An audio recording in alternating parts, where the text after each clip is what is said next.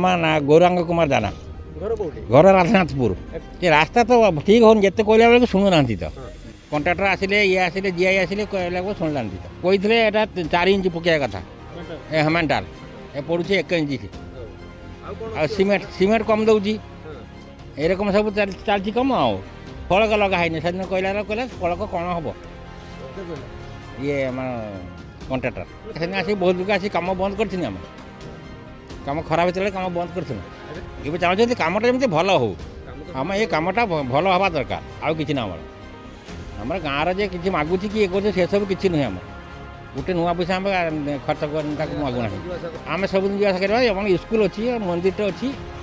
जावाई आम रास्ता टे भल दरकार।